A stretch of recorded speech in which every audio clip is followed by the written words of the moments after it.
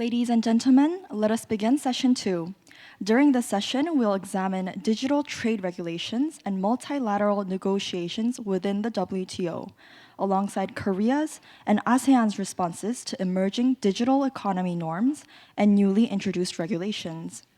Please welcome our esteemed panelists, Dr. Hyeok from the Center for International Industry and Trade of KIET, Dr. Youngkyung from the Asiatic Research Institute of Korea University and the Digital Trade Research Center Institute of Convergence Science of Yonsei University.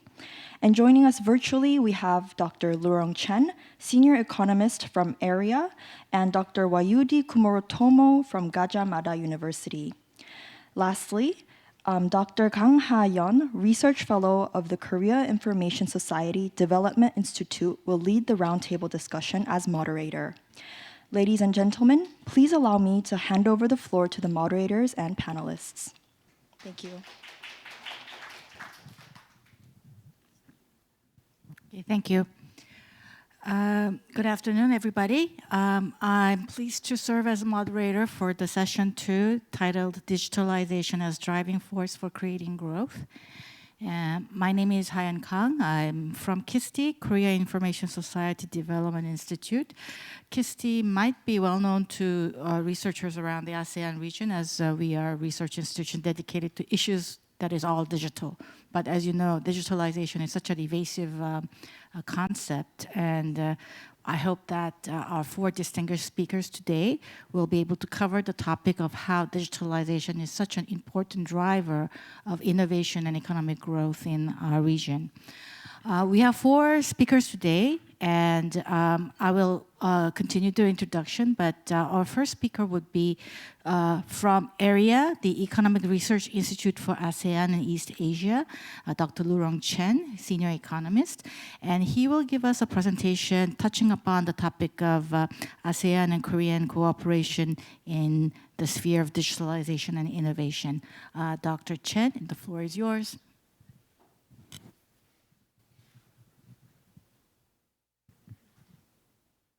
Thank you very much, Dr. Kang, for your very kind introduction. Excellencies, ladies and gentlemen, good afternoon. It is my great pleasure to join this discussion about how digitalization can promote creating growth and how Korea and ASEAN can enhance bilateral cooperation to push forward this process. Talking about creating growth, there are 2 keywords immediately pop out in my mind: digitalization and innovation. As we know, innovation is fundamental to growth and development. And for sure, the next generation to come is a digital era.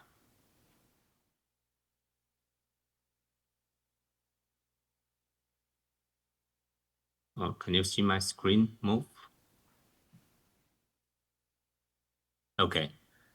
Both ASEAN and Korea benefited from their participation in global production sharing and achieved fast economic growth since the late 20th centuries. We all know that. With the advance of ICT, technology drove down the cost of communication and gave birth to global value chains, so-called GVCs. Producers in different locations around the world can get involved in the common value chains, share the production, and at the same time, also share the profit. Here, I just show you a case of global production sharing in producing a Boeing aircraft.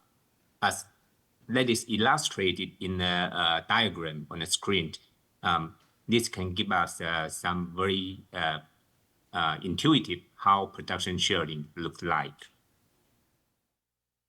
However, I'd like to highlight here is that not only manufacturing, but also services and R&D activities can benefit from this kind of global sharing.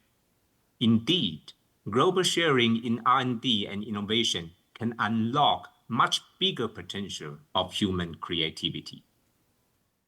The success of Human Genome Project, so-called HGP, can give us a very good example here. In early 1990s, when scientists were talking about comprehensively sequencing the exact order of the chemical base pairs in human genomic DNA, it seemed to be a mission impossible to achieve, because here we are talking about human DNA, which contains 3 billion chemical basis pairs. There's a number of 3 followed by 9 zeros.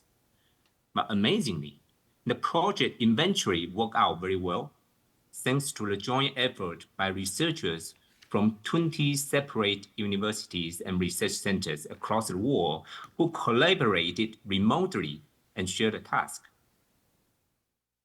And thinking of creating growth in the digital era, we should only expect more value added will come from GVCs in research and innovation, as what we can see from the HGP project. So basically, we believe that digitalization tends to further unlock such potential of global production sharing, as digital solutions will make it easier for people to share their ideas and thoughts and facilitate international cooperation in fields of services, R&D, and innovation. This will allow R&D and services activity to generate higher value and therefore make the GVC smiling curve smile more, so we know where we can find more profitable sector to invest. So the key message here is that creativity and innovation will become more valuable in the digital era. Let me show you the basic structure of the value chains in the semiconductor industry here. Basically, the core part of the semiconductor industry consists of 7 segments, as you can see from the screen. All these segments are highly specialized and innovation intensive. Together, they create an innovation ecosystem to fuel the development of the semiconductor industry. There are 2 key takeaways from this diagram. First, instead of a single company making semiconductor chips, companies in different segments of the industry are interdependent with each other. So jointly, they made these small chips together. Second, each company injects its innovation into the value chain until eventually a factory materialize all these components of innovation into manufacturing a chip. So it's a joint innovation product. Of course, here we only saw the leaders standing in the front line of the industry, and we see some very famous Korean companies already there. But we should never forget that behind them, there are thousands of suppliers that get involved in the chip production via their participation in GVCs in semiconductor sectors, either via the forward links or backward links. So based on this observation, I think the enhancement of ASEAN and Korea cooperation in the coming decade should take into account the following 4 factors. First, embracing digital technology into GVCs in R&D activities can shorten the innovation cycles and leads to more frequent and more impactful innovation. Second, digital tools and applications can foster the emergence of innovative solutions by enabling seamless flow of information, data, and ideas across various platforms, devices, and networks. So better connectivity facilitates real-time collaborations and also allow data sharing and the integration of systems regardless of their physical locations. With this, global collaboration becomes common in innovative projects, ranging from those cutting-edge scientific experiments to industrial process improvements. So a wide range of issues or areas. Fourth, digitalization will lower the threshold of interdisciplinary collaborations, encourage business to partner with startups, research institutes, and government agencies to create joint force in fostering innovation and creativity. Looking forward, about ASEAN and Korea enhance bilateral cooperation for a more innovative regional economy in Asia. I have some very preliminary thoughts on that. First, connectivity is the enabler for development and innovation. That's very true. Enhancing connectivity should stay at the core of ASEAN-Korea economic cooperation. Second, the ASEAN-Korean cooperation should aim at harnessing the digital economy. Korea's technology advantages in semiconductor industry in particular, and ASEAN's market potentials, huge market potentials there, actually provide plenty space of bilateral cooperations. In particular, digital transformation will urge ASEAN countries to accelerate its capacity building in energy and computer power. So this is the area that's full of opportunity for bilateral cooperation. Korea's investment in ASEAN will bring about not only capital, but also know-how and supply chains to accelerate technology diffusion to the region. But of course, this will need support from service sector liberalization, especially actions that can facilitate labor movement and help skill development. And that's the reason we need to incorporate digital trade in our trade negotiation, and why ASEAN need to talk about its DEFA framework agreement. And finally, I would like to mention that adopting new mindset of development, such as that of environment, society, and government, so-called ESG, into the ASEAN-Korean cooperation will be crucial for substantial development and creating growth.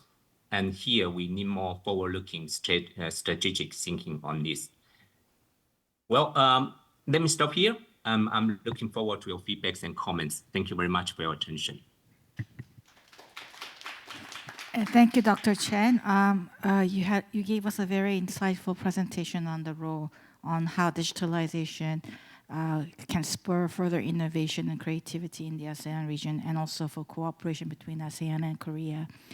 In the interest of time, I'm going to move to our next speaker, introduce our next speaker, who is from the University of Gadjah, Mada, Indonesia, Dr. Wahyudi Kumorotomo. He's the chair of the Department of Public Policy and Management. Dr. Kumorotomo, you have the floor. Thank you. All right. Good afternoon, distinguished professors, excellencies, and all the participants for this roundtable discussion.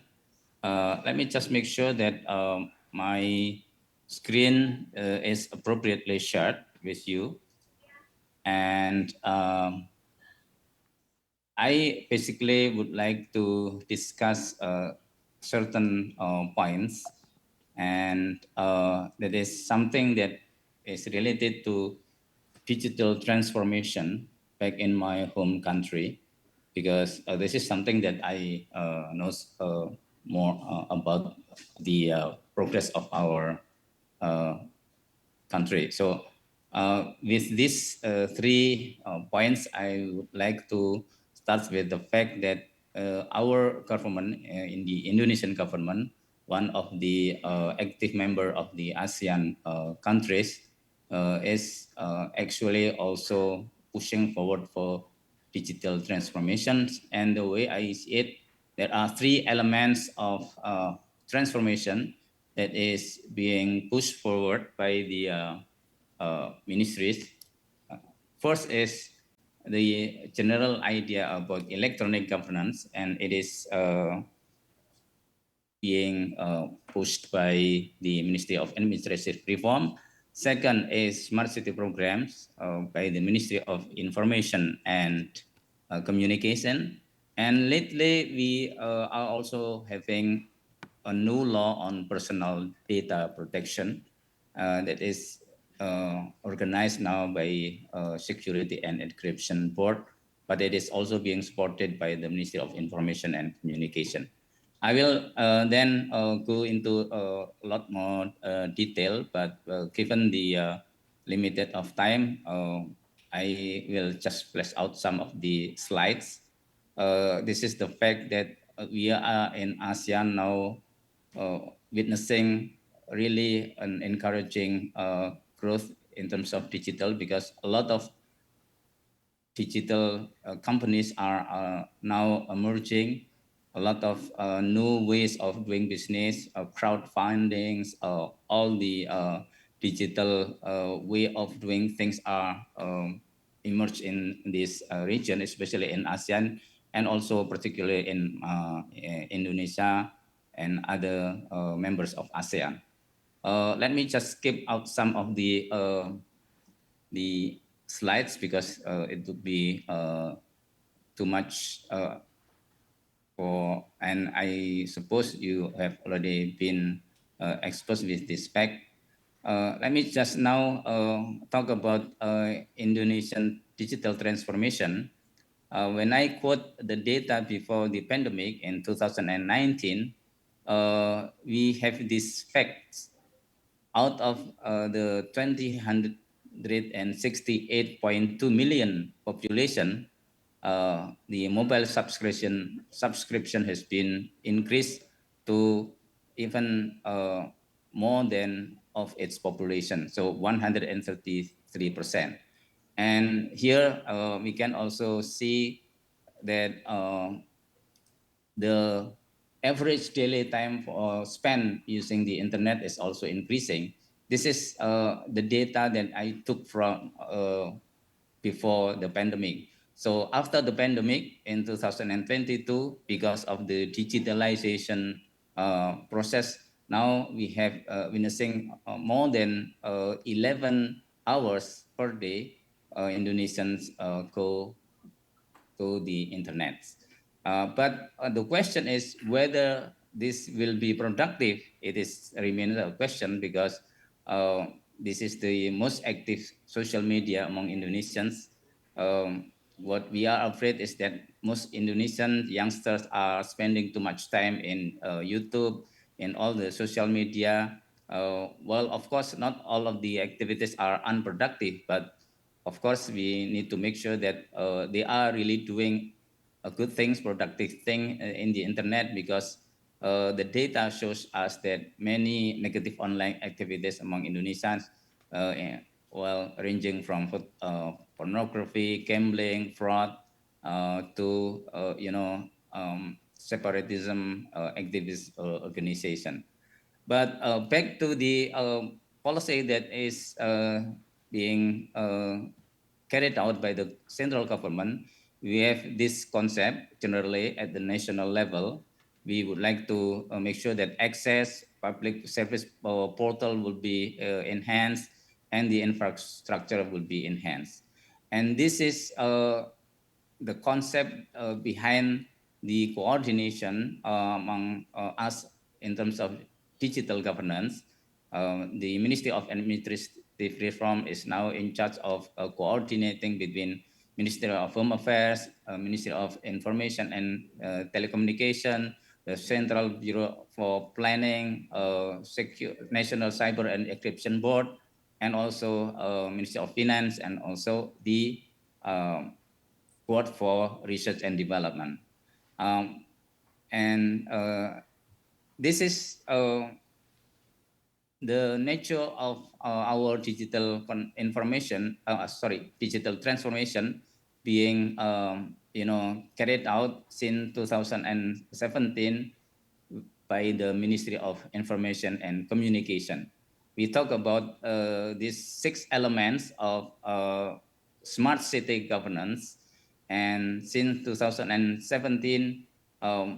the ministry, together with all the experts from research centers and university lecturers, are dealing with the local leaders at the district level to talk about the importance of any possibility for digital technology to support, and we come up with smart governance, smart branding, smart economy, smart living, smart society, and smart environment.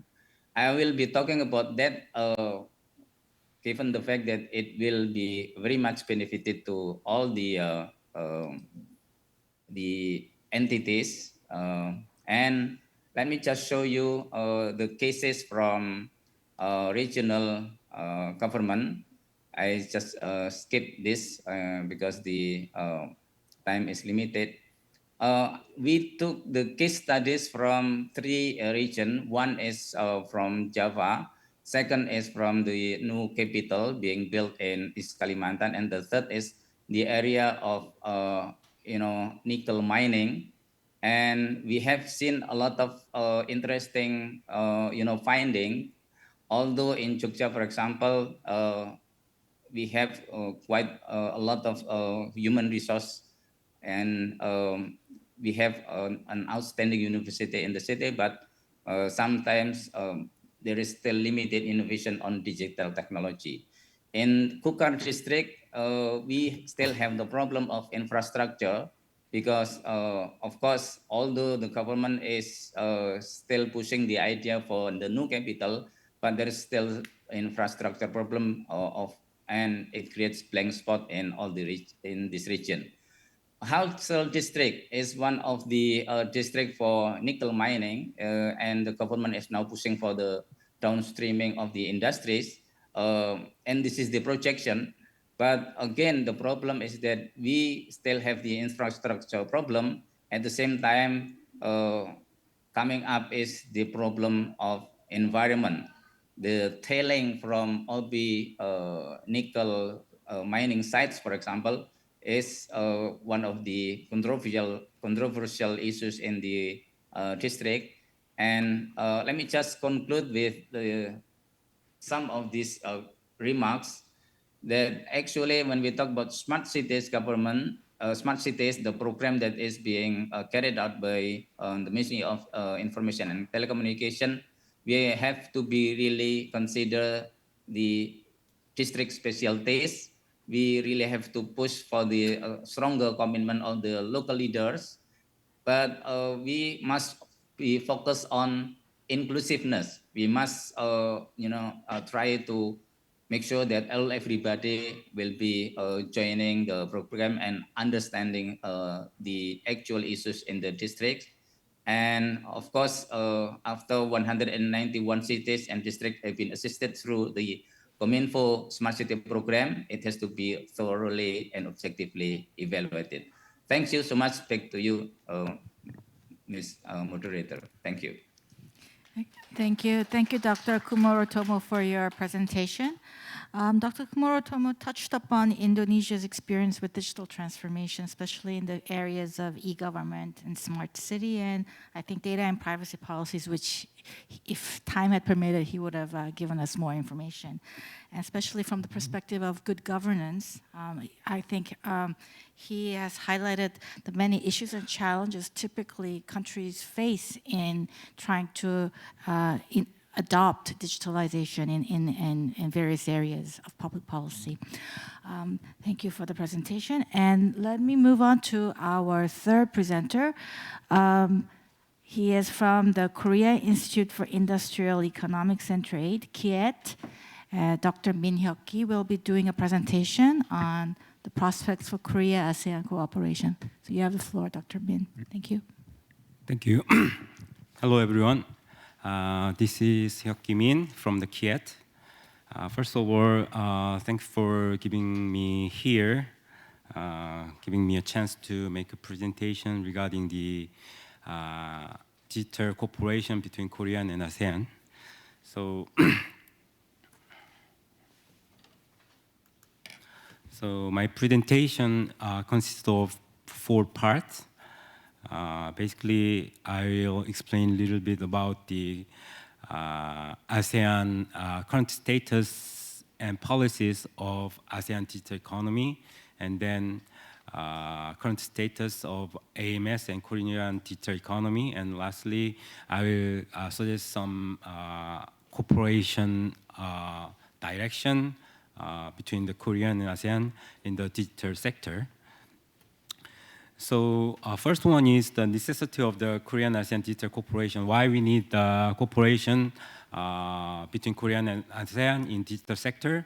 The first one is the importance of digital economy. As you all know, these days the digital economy is the main force of global economic growth. So therefore, the cooperation between Korea and ASEAN in digital sector is very important right now. And second one is that the spread of the digital trade agreements. If you look at the global world, then many countries, they try to conclude the digital trade agreement with other countries. Because this one is almost the same reason with the, just the FTA like 20 years ago.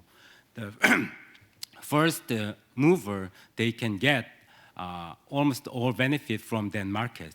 So therefore, many countries, they try to conclude digital trade agreement with other countries. And third one is, of course, in both Korean and ASEAN, the digital market is growing so fast. Therefore, we need some cooperation in this sector.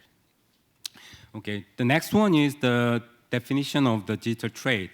Of course, there is no single definition regarding the digital sector, digital trade, and digital economy. But generally, nowadays, an entire digital process that includes the production first and purchase and delivery. This one is many organizations agreed what is the digital trade. Actually, like in 2023, WTO, OECD, IMF, and World Bank, they published a paper, which is the Digital Trade for Development. In that paper, they agreed the concept of digital trade like this. And then this one is the scope of digital trade. Basically, scope of digital trade is implies the digitally delivered and digitally ordered. So one of these activity actually done, then we can call that as a digital trade.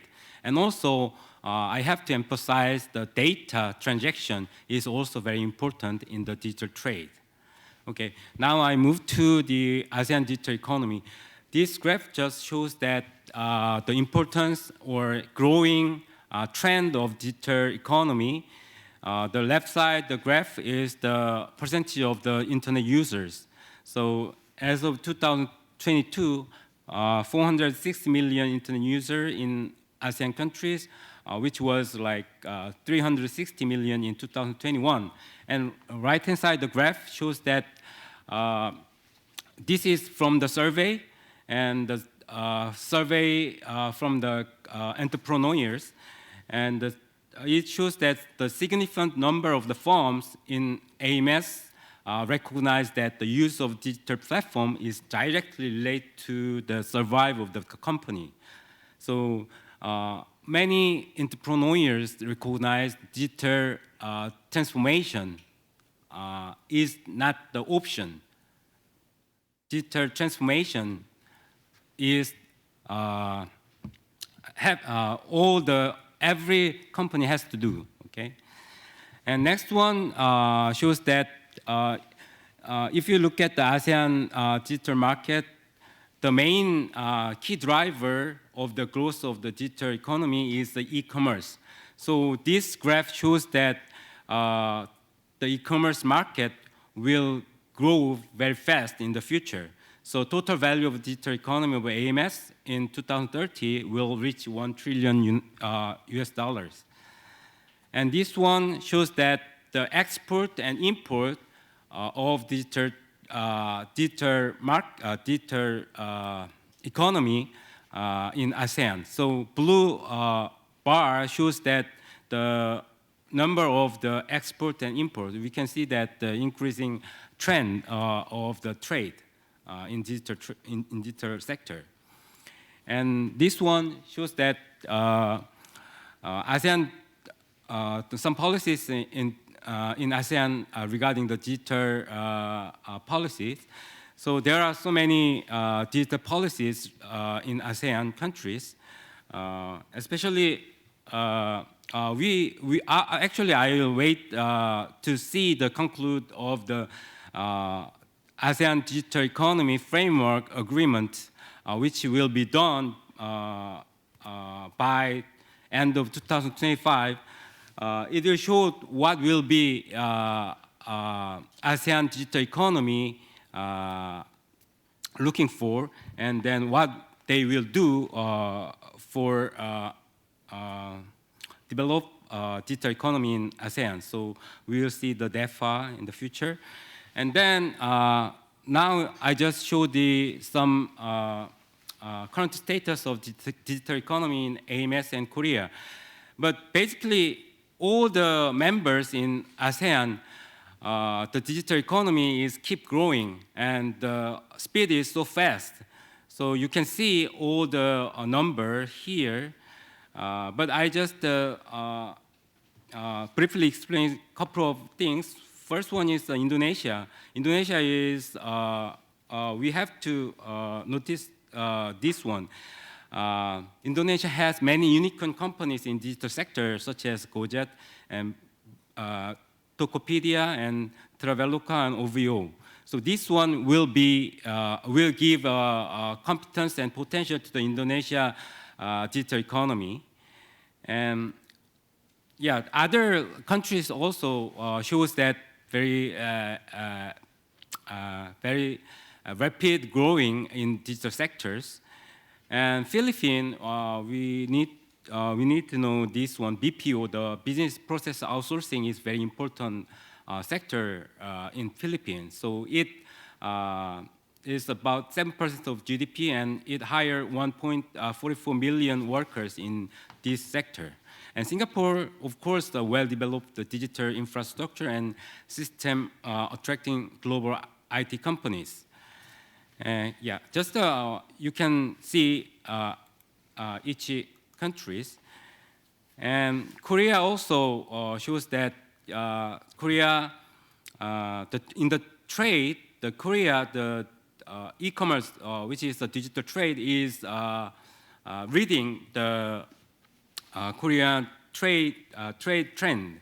So as you can see, the blue line here is the e-commerce, but other trade in goods and services is stagnant, but e-commerce is keep growing. So nowadays, the digital trade is leading area of the trade. And this is just show that what kind of policies each AMS has. So each countries, they have sector-specific strategies or plan, as well as the comprehensive plan for the development of digital economy. So you can see all these strategy or plan, but important thing is that what they have, important thing is not what they have, but what they have done and what they will do for the development of digital economy and trade. So one good indicator is the investment. So for example, the Singapore, the government invest 1% of GDP from 2021 to 2025, they will spend this amount of money in the digital sector. Okay, so now I just give some suggestion for the cooperation between Korea and ASEAN. Actually, I have two suggestions. One is the try to conclude the digital trade agreement between Korea and ASEAN. So necessity is the same as before, and the method of conclusion is that we need the agreement on digital trade as an independent agreement within the overall framework of the Korean-ASEAN FTA, such as service agreement and investment agreement. Because this is in terms of the efficiency perspectives.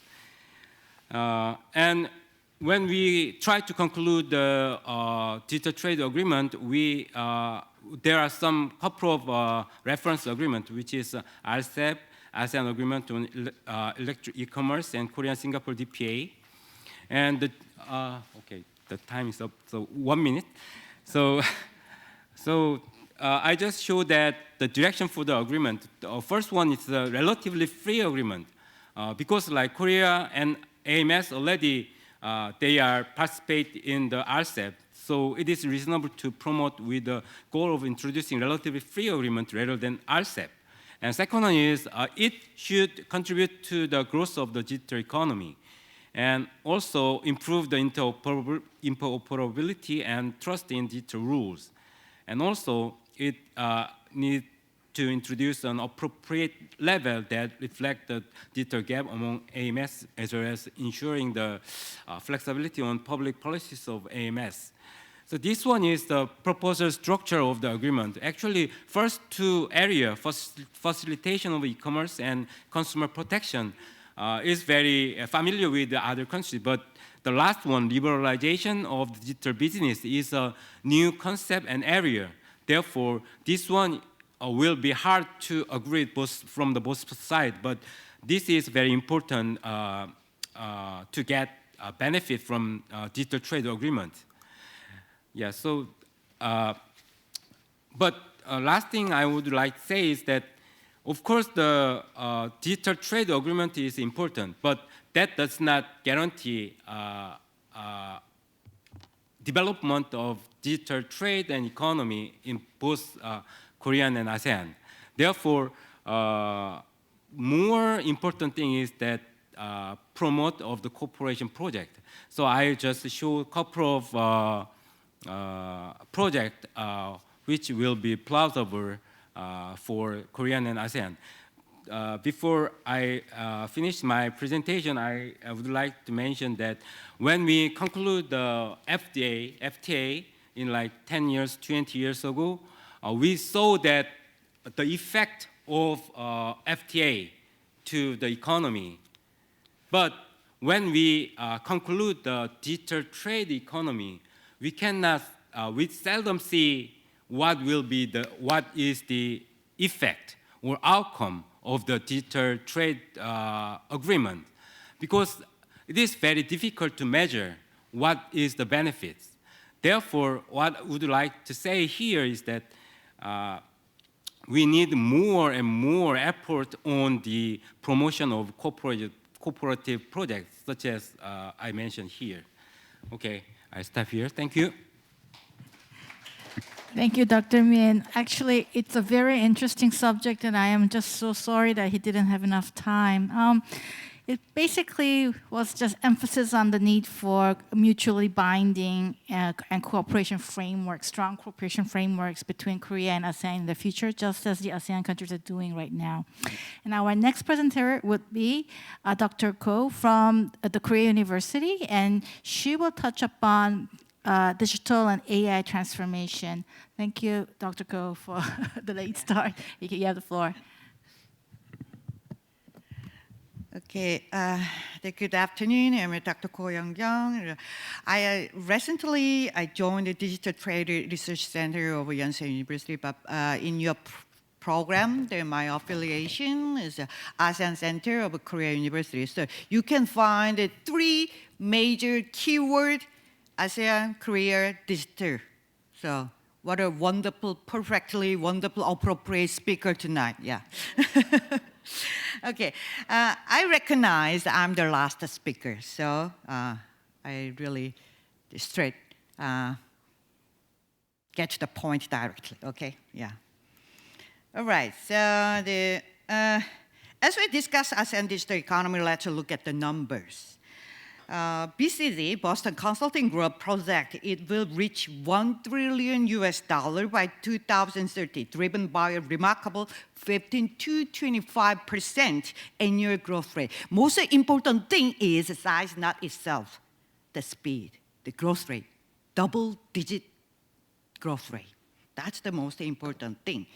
And then this kind of acceleration is fueled by super apps and startups that transformed into unicorns. Notably, ASEAN ranks fourth globally in the number of unicorns.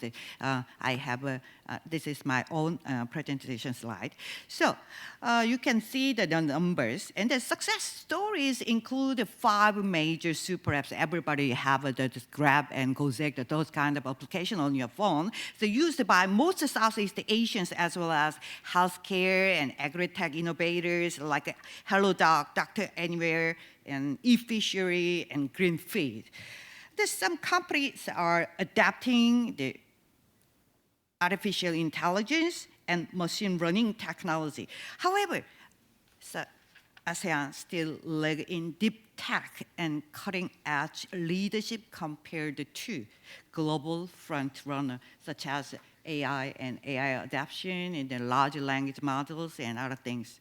So, but let me think about the 2 engines for ASEAN economy's growth. Every ASEAN nations are pursuing the digital transformation and green transition together, which are interlinked and crucial for inclusive development of 70 million micro, small, medium-sized enterprises that contribute significantly to employment, GDP, and export.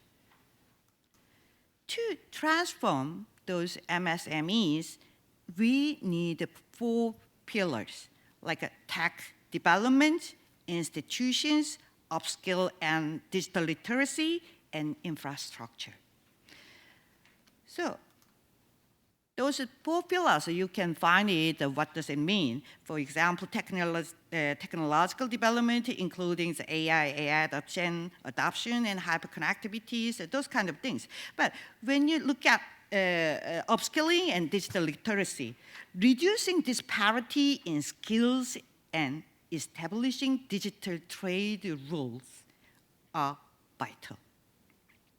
Regarding institutions and infrastructures, ASEAN should set up the data flow framework. So already presentation by Dr. Min, he also focused on the data flow or data standardization. So those things is really crucial for next era of digital economy. Recently, you can find more the diversified business model and startups in technology sectors. And then what about the Korea and ASEAN?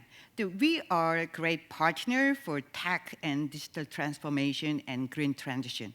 Korea-ASEAN collaboration is increasing recently with good examples like Swingby and InfoPlus and KT. Now, KT already adapted and robotics technology is spread out to Southeast Asia. But in the other side, we need to overcoming some risks from climate change, geopolitics, and rapid technology shift. To overcome those kind of risk requires collective action across ASEAN and Korea. No single country do it alone. Through collaborative efforts, we can rewire for a better, inclusive, sustainable digital economy. So I would like to suggest data community.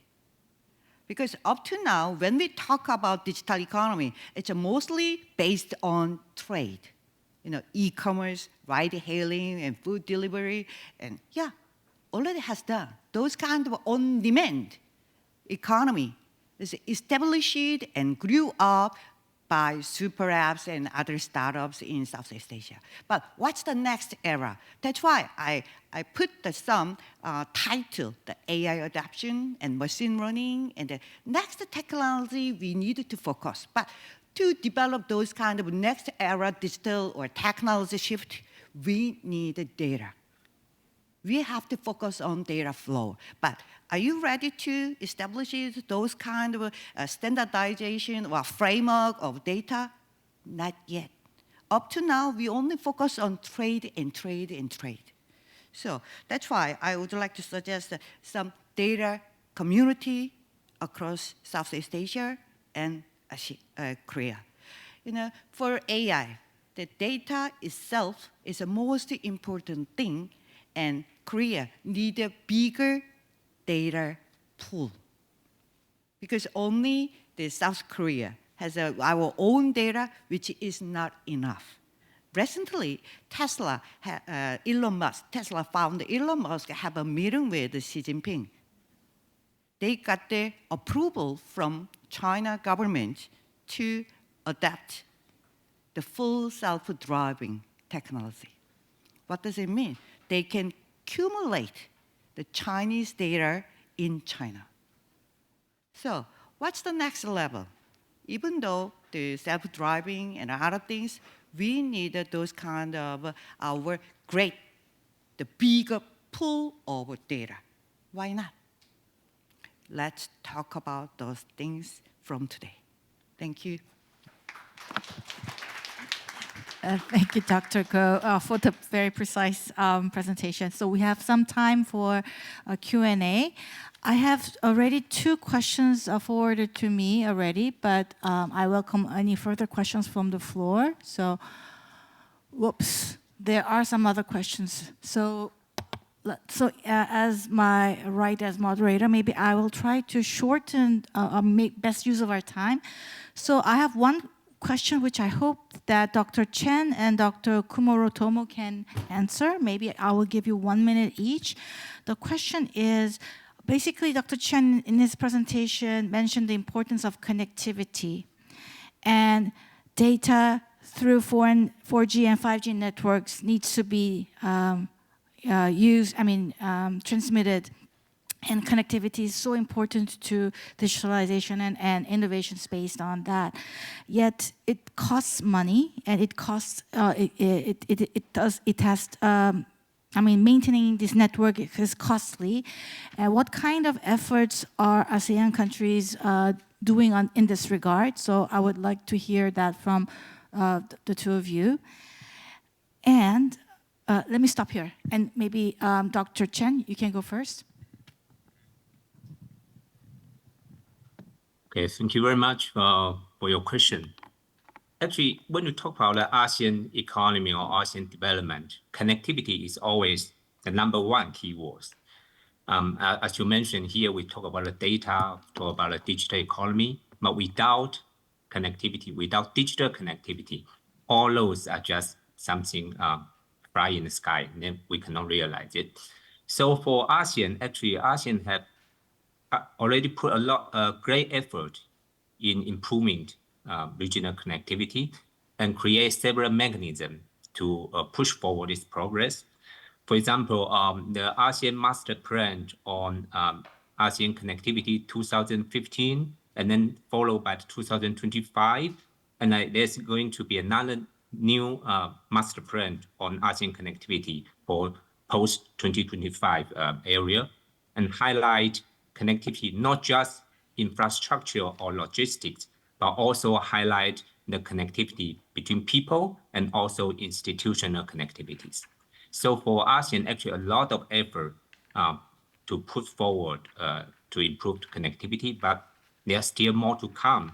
And this is one of the areas that Korea and ASEAN can enhance their cooperation to promote digital connectivity, especially as our colleagues speakers already mentioned, especially improve the data connectivities to realize free flow of data with trust within the region.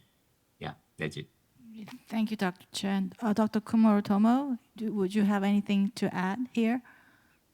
Yeah, well, of course, connectivity is one of the crucial problem, and in Indonesia, it is also, of course, the problem because we do have more than 13,000 islands as an archipelago. So connectivity among the people is very much important. We have been trying, the government has been trying to provide with all the infrastructure, the Palapa ring, orbital satellites, and also the terrestrial connection. But I would also include the problem of mostly big country like Indonesia is also digital literacy. People might be connected, but if they just hook up in the internet for doing anything that is not productive, and they do not make use of the internet connection and digital connection for adding all the value added that can be carried out by themselves, then another issue will be coming up, inclusiveness. So there will be an issue of digital divide simply because we do not consider the digital literacy. And also, I would like to emphasize that in a global issue currently, especially when we talk about climate change, what is being done by people in developed countries, in the US, in Europe, in South Korea, is actually also interconnected with what we are doing in Indonesia among the villagers, because when we would like to mitigate the climate change, we cannot just leave these people behind. We have to be able to convince them that they must participate in, planting trees and, while combating the issue of environment and so on. Something that, again, emphasizing the fact that we are really interconnected. Thank you. Thank you, Dr. Kumorotomo. Really, it's an issue that actually I'm very interested in. That is the issue of enhancing connectivity in the less developed regions, especially in the ASEAN region, and especially in the case of Indonesia, which is an island nation. And I would love to talk about next generation connectivity technologies as well, but in the interest of time, I'm going to try to move on to our next two questions, which was this, and I'm going to read it. Basically, it was a question asking about what kind of resources or info structures that should be strengthened in order to promote the digital economy in the ASEAN region. And especially the question was about what type or what kind of regulatory frameworks or policies that can be developed or improved to address issues such as transparency, privacy, security, and so on, but also the issue of how each ASEAN countries and Korea having different regulatory legacies and experiences, how can these different regulatory regimes can be coordinated or synchronized in the interest of further digital integration? So that's a question I think was addressed to Dr. Min, but I think Dr. Ko can also answer the question. And also our two presenters online, if you can add your thoughts to this, that'd be very welcome. Thank you.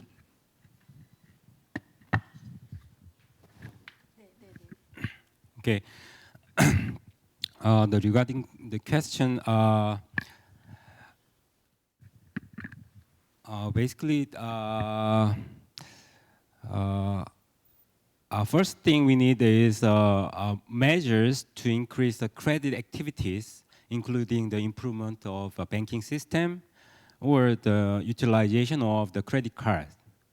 So based on this change, if the ASEAN countries, they improve this kind of credit activities, then based on these changes, authentication and anti-corruption and security and fraud detections are technically needed.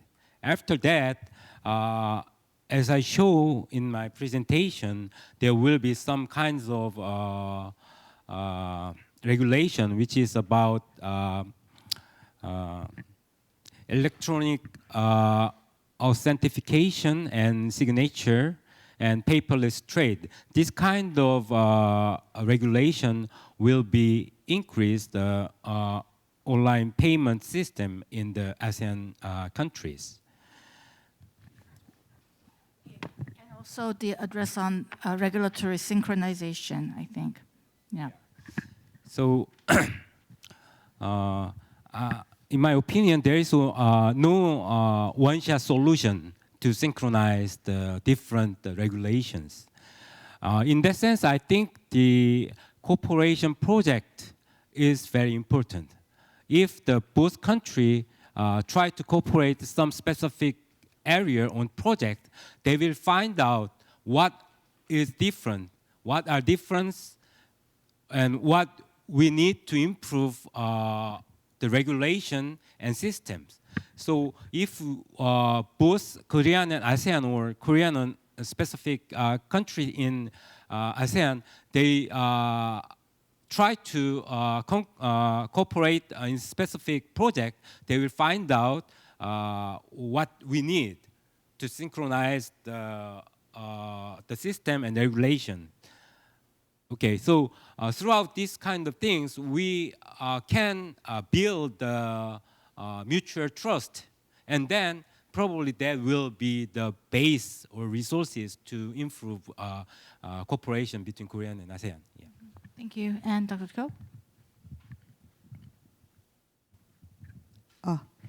Yeah, I have some little different types of view because at ASEAN level, at the 10 members of ASEAN, they discussed enough.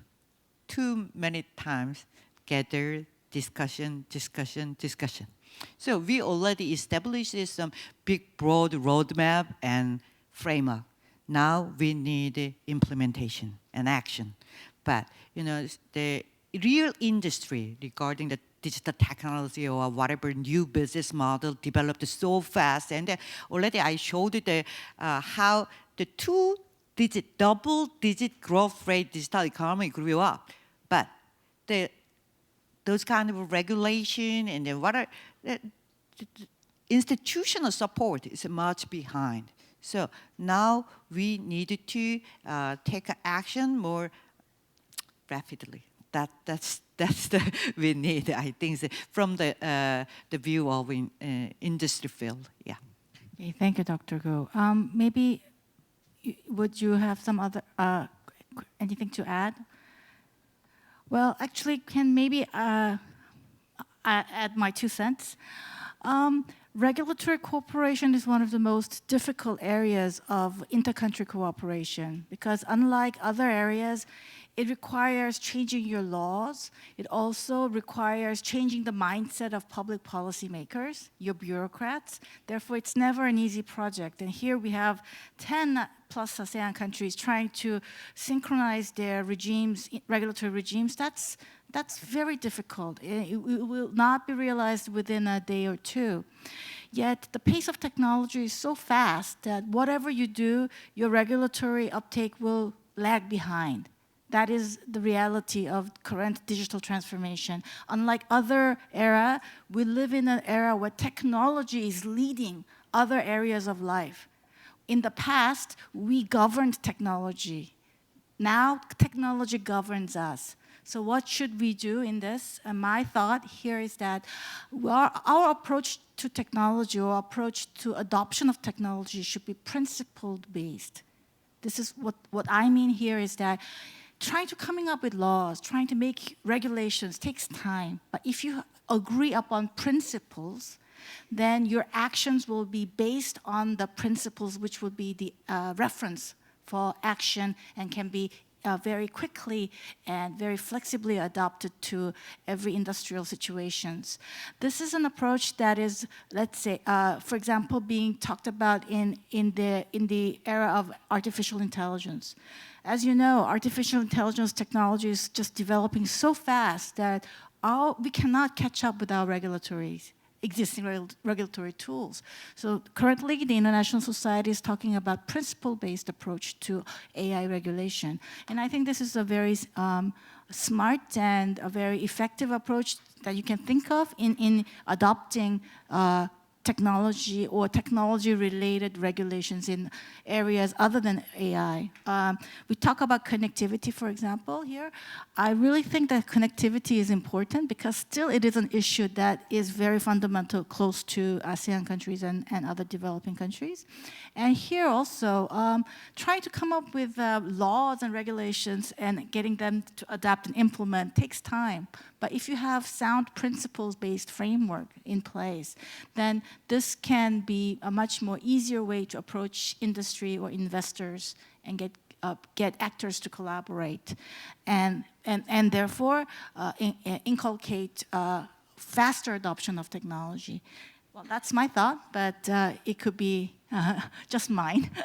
Well, thank you so much today for your very insightful presentations. I thank our two online presenters, Dr. Chen and Dr. Kumorotomo, and our two offline presenters, Dr. Min and Dr. Ko today, and also for your very long attention and our audience together, and also our offline audience, online audience. Thank you so much for today's participation. Thank you.